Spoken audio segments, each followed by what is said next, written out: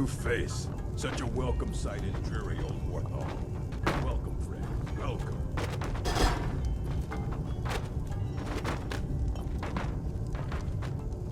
Don't fret over the gloom. There's nothing to fear. Old Lordwood will brighten your spirits. Just lend him your ear. Want to have your clip featured in the Skyrim Clip of the Week? Simply record the clip on your Xbox and then send it to me via message. My gamertag is iRyeni, that's IRYENI, and you can message it to me over Xbox and I'll be able to view it. I look forward to seeing the clips that you guys send me. Now moving on to the video.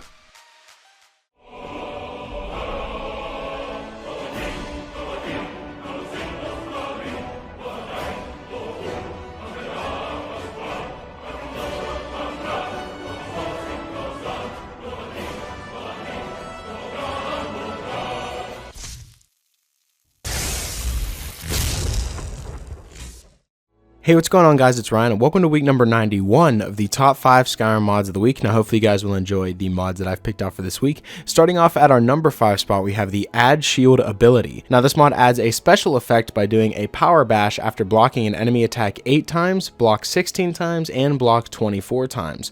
After 7 times, it'll stagger the surrounding enemies. After 14 times, it'll blow away the enemies around you. And after 21 times, it'll paralyze the surrounding enemies. Now this was very useful to me because I don't know about you guys, but I don't really ever get my block skill all the way up and maxed out, and throughout all my playthroughs I honestly don't think I've ever maxed out that skill. So with this ability, it'll actually give you more of a reason to block because it's more powerful, and after blocking so much, it'll give you the special effects of being able to stagger your enemies, blow away your enemies, and paralyze your enemies, meaning you'll want to block more. So it'll be able to boost your block skill even more along with adding this new ability to the game, and it's just a great combination overall.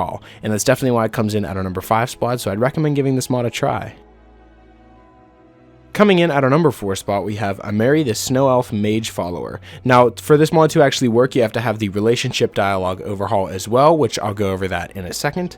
But Amarie is one of the few Snow Elves remaining on Nirn, as far as she and many others know. She spent many years in Markarth studying the Falmer. She also studied Old Dwemer technology in an effort to reverse engineer what they did to the Snow Elves, and her goal was to restore the Falmer to be what they once were and restore the Snow Elf race. Though she learned a lot, after many years she moved on to other ventures, using her knowledge and experience to help her where she can.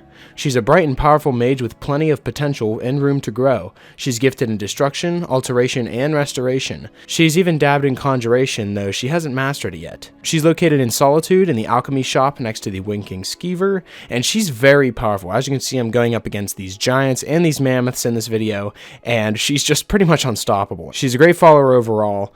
And along with it, you have to have the relationship dialogue overhaul mod installed. And if this is the first time you're ever actually hearing this, it's been out for a while, but I don't think I've ever covered it. And the relationship dialogue overhaul actually goes alongside this mod in order for it to work. And the description of the relationship dialogue overhaul is it adds over 5,000 lines of completely voiced dialogue for NPCs for more than 50 voice types, focusing mainly on friends, followers, spouses, and rivals. All the dialogue is voiced and using original voices from the game, achieved through adding existing dialogue in new and suitable places, as well as editing together multiple lines to form brand new dialogue. So this means that friends and allies are more positive and they have much more to say instead of only recognizing you as a friend once every 12 hours or so. And followers will talk also less like robotic pack mules and more of a friend you're traveling with. They'll be much more willing to help you with whatever you want. And that combined with the Amarie Snow Elf Mage is just a perfect combination in order for you to have this follower, and it's just a perfect combination overall because she's a great follower and she's very powerful and she's very useful when it comes to combat. So that's why it comes in at our number 4 spot, so I'd strongly recommend downloading the Amarie Snow Elf Mage follower. Coming in at our number 3 spot, we have JWD's Enchanted Arrows plus Bolts. Now, this mod adds a whole bunch of enchanted arrows into the game. There's Bolts of Fire, Bolts of Force Push, Bolts of Force Pull, which I really love that one. There's the Frost Icicle Bolt and Arrows, there's Lightning, and there's also Bolts of Stagger. Now, these along come with the arrows and the bolts for the crossbows, so there's both. If you use the crossbow more, then there's the bolts for you, and then if you use the bow and arrow more, then the arrows are for you. And you could locate them in a chest on the southern entrance of Riverwood that actually has its own map marker. Yeah, the chest itself has its own map marker, which I think is really cool in order to actually find it.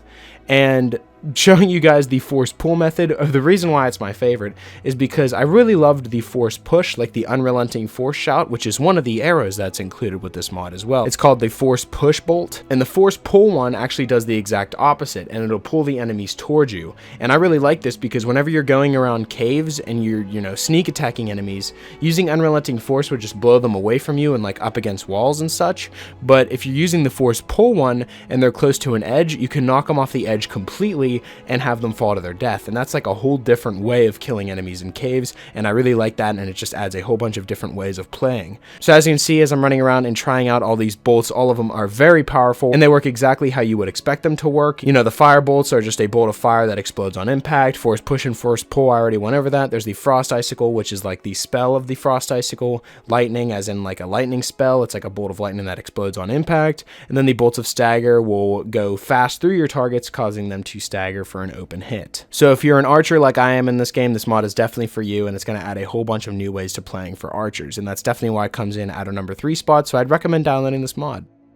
Coming in at a number 2 spot, we have House in a Jar, a player home. This is a custom-made player home with tons of extras. There are new potions, new furniture, and new plants. There's also a book on a dresser that you can use to purchase upgrades for it, and there's all sorts of fun things to do here. It's fully made for followers, and it's accessible by only having the jar, which is located in Riverwood. As you can see, I showed you where it's located there, and to actually get inside of it, most of the potion in a bottle and the other houses that are included with a bottle, normally they're under the potion category, but this one's underneath the miscellaneous category, and to actually enter the house you have to drop it. So you press X or the drop button on the item in your menu, and it'll ask you if you want to teleport to the house in a jar. You say yes, and then whenever you leave the house in a jar by going through the door, it'll give you a new one. So you're technically not ever losing it, you're always getting a new one, but that's just how the mod works, and that's how it keeps the jar in your inventory.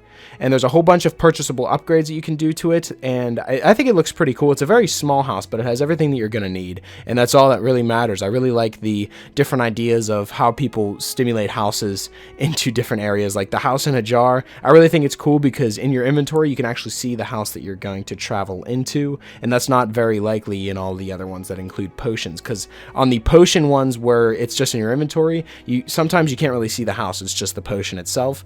But the house in the jar actually has the house that you travel into inside the jar, and I really like that. And as you can see as I'm walking around here, it is very small, but it has everything that you're going to need, and it's a pretty well put together house in general, so that's definitely why it comes in at a number 2 spot. So I'd recommend downloading the House in a Jar player home. Coming in at our number 1 spot, we have 2 mods that I've combined together. There's Sacrosanct, which is the Vampires of Skyrim, pretty much an overhaul of vampires, and then there's the Vampire Lord, which is just a reskin. I don't know if I actually covered the Vampire Lord in a previous episode, but combining these 2 mods together adds for an entirely new experience, so I'm going to also include it with this one as well. So there's the Vampire Lord along with Sacrosanct, Vampires of Skyrim, and Sacrosanct is the bigger one here. The Vampire Lord is just a reskin, but Sacrosanct adds a whole new layer and an entirely new overhaul to Vampires gameplay. For Vampire gameplay, we have vampires get new abilities and powers, and they can force others to obey spoken commands. They can walk on water, expand blood to resurrect themselves, and much, much more. As time passes without feeding, your inner beast takes over, and those abilities and powers are replaced with penalties and more feral powers. Bats to attack your enemies, the ability to enter a frenzy at the cost of a lasting weakness until you feed, and feeding on a victim will kill them, which is both a blessing and a curse.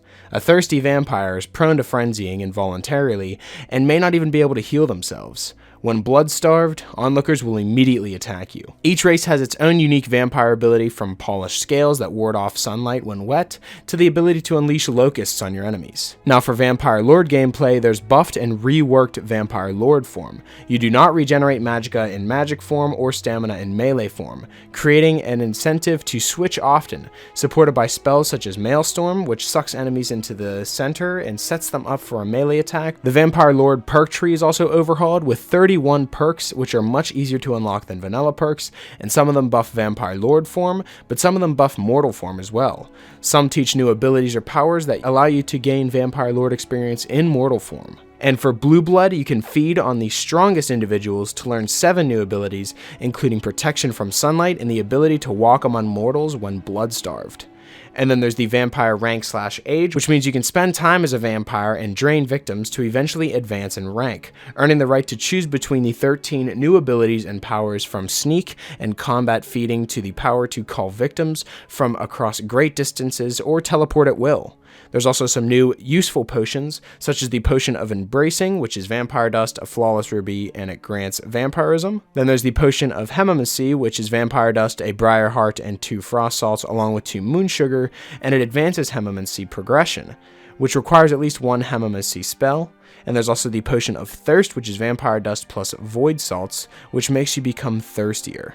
Now, it's good to know that this mod is incompatible with other vampire gameplay overhauls, but it can also be added if you are already a vampire, and many features will only activate after you feed again. But it's preferred that you add this whenever you're not a vampire yet. And if you guys do want to test this out without actually having to go through the entire questline in order to become a vampire, also download the Cheat Room mod, which allows you to just go straight into vampire form right off the bat. You can just cast the spell to teleport to the cheat room, and then there's a wall with a bunch of buttons on it, and one of the buttons is to add vampire form. You click that button and then you have everything, and you're able to actually test it out for yourself before actually going through any of the quests that have anything to do with the vampires. So if you want to become a vampire in Skyrim right now, download this mod and do it yourself, because this is really awesome to play as. You feel like a huge badass walking around town, just being the most powerful person, being a vampire, and just, you know, using the bats to teleport around. It's just really awesome. It's really fun to play with, and I definitely recommend downloading Sacrosanct Vampire of Skyrim along with the Vampire Lord mod.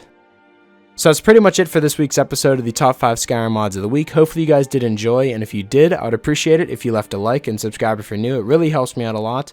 And if you have any suggestions for mods that you'd like me to cover in future top 5 mod episodes, be sure to let me know in the comment section below, or you can follow me on Twitter. I'll be sure to leave my Twitter in the description, and you guys can follow me on there and leave me suggestions through there as well. And yeah, that's pretty much it. Hopefully you guys did enjoy, and I will talk to you guys later.